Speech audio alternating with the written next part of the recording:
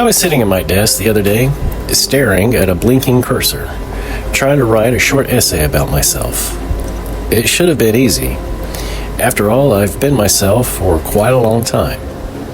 But somewhere between the first sentence and the second paragraph, I opened another tab on my computer.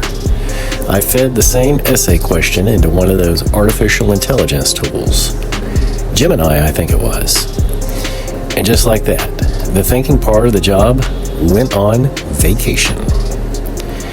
Now, I remember when writing meant digging around in your own brain. Maybe you went swimming in your noggin.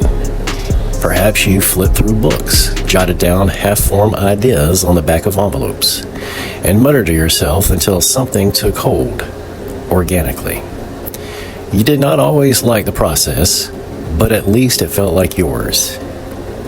These days, most people type in a question, perhaps you type in a prompt, and the machine spits out an answer. No fuss, no wrestling, no thinking.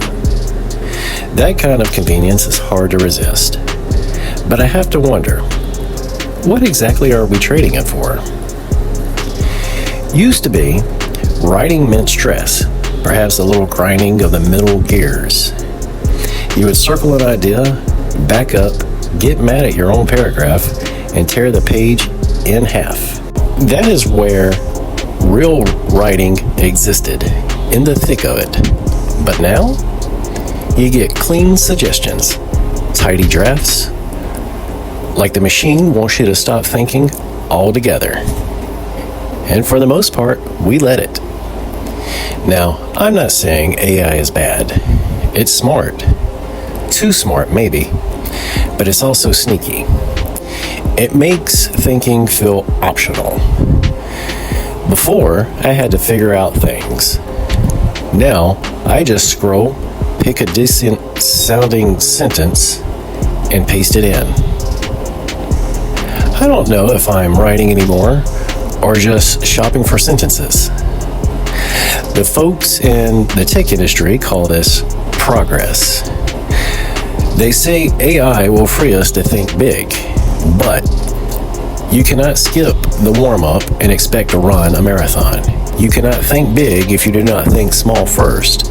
You cannot get clever without being confused for a little while.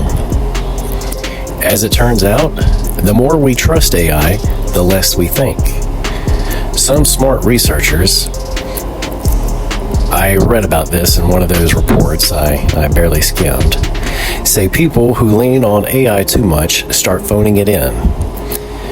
When it comes to actual effort, 60 to 75% of us, they say, are already doing that. And for the most part, I believe it. I have seen the emails. I've seen the LinkedIn posts. And the online college discussion boards. And young folks? Oh, I feel for them. They never even got the hang of analog thinking before digital thinking took the wheel. Where we used to brainstorm, now they browse. Where we struggled to find the right word, they click for synonyms.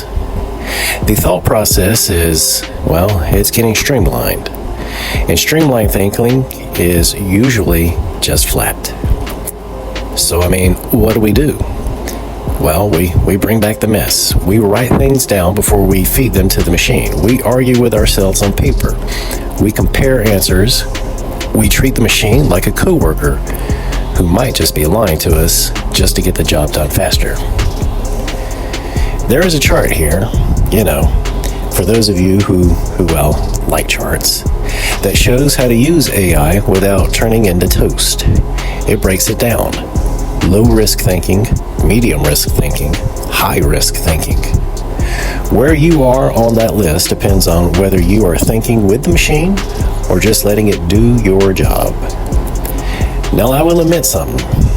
This piece, I did not write it alone. I talked it out with AI. It structured some of the bones, but I argued with it. I rewrote it. I made it mine. That is the difference. The machine does not think for you. It only shows you what thinking looks like when you are not paying attention. And I still like a period at the end, not a shrug and a -m. I'll leave the final grammatical punctuations to you.